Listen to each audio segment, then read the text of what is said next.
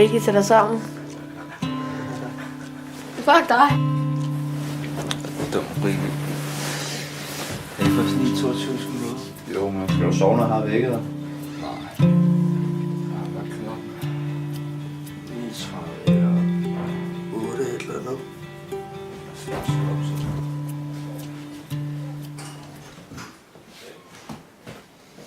Du ser dejligt nu. Vi er helt enige. Nå! En lille pose, der ligger og flyder. En lille jakke, som hænger. Et billede, der hænger skævt. Det kan jeg ikke hænge. Du må godt prøve at se, om du... Det skal vi have rettet. Jeg vil over sergeant. Godt, så retter vi det. Jeg hedder Oliver, og jeg er feriedreng på Bornholm. Jeg synes, oversergeanten er en sød, rar og flink mand. Nogle gange er han en skrabmand. Altså, han slår meget hårdt ned, hvis du siger noget, der er forkert, så skal det bare gøres med det samme. Hvis jeg må lov til at sige en enkelt ting, så var det bare noget, du skulle lide at sige. Der var ikke spor følelse med det. Det var bare fuld fart på, det skal overstås, for nu skal vi ud og have morgenmad. Nej, det duer ikke. Prøv at se, hvor smuk den er. Det er solen, der er skyld i, vi står her. Havde den ikke været der, så har vi ikke stået her. Er det korrekt? Det er korrekt. Godt. Skal vi lige til ære for solen? Stille og roligt. I østen stiger solen op, den spreder guld på sky. Jeg hedder P.K. Rasmussen, er oversergent og er leder af feriedrengetjenesten på Almegårds Kaserne, Bornholm. Feriedrengetjenesten startede i 1954 her på Bornholm. For at komme i betragtning på børnenes kontor, som har den afgørende faktor i afgørelsen, der er det således, at man ikke har mulighed for at komme på ferie denne sommer.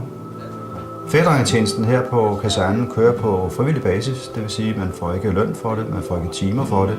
Det er totalt frivilligt. Og alle har den fælles evne til at begå sig blandt unge mennesker og have interesse i arbejdet med unge mennesker. Og især unge mennesker, som måske har et særligt behov for at få en særlig omsorg i at begå sig med hinanden. Der mener jeg, at vi magter den opgave at vejlede dem så godt vi kan på behørig vis. Dette fra starten af, når de kommer, at overholde tidspunkter, at tale pænt til hinanden, at komme hinanden ved, at lytte til hinanden. Men især det der med at begå sig iblandt hinanden og tale pænt, det er det, vi har fokus på, når vi møder dem.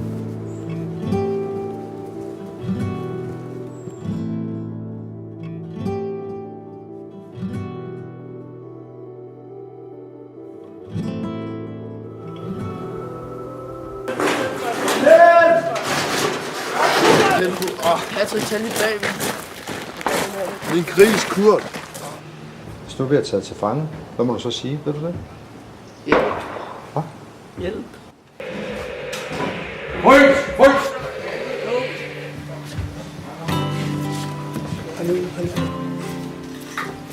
Ordentligt skør. Ja, ordentligt skør. Ja. Der skal jeg ikke noget.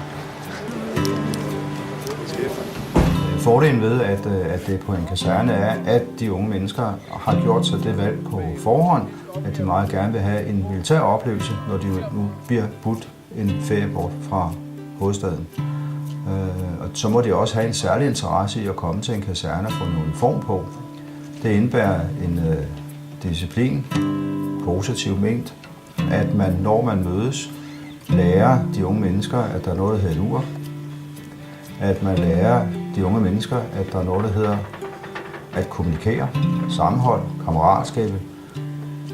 Det er nogle fundamentale ting i, at en lille enhed fungerer. Og det er noget af det, som de unge mennesker inderst inde gerne vil møde. Nemlig at løse nogle opgaver og nå målet på en smuk og sjov og positiv måde.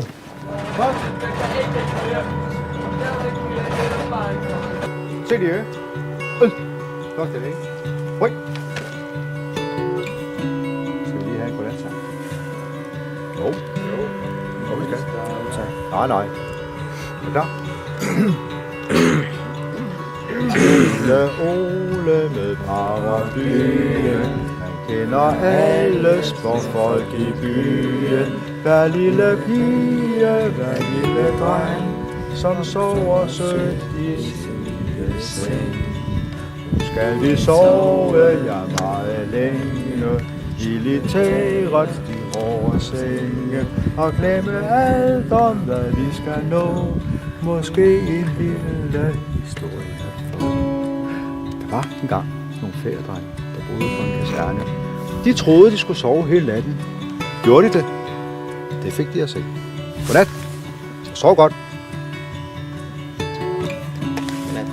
Så er det. Tak for det lige måde, Horsen. Tak for det. Nej, det er der møde jer.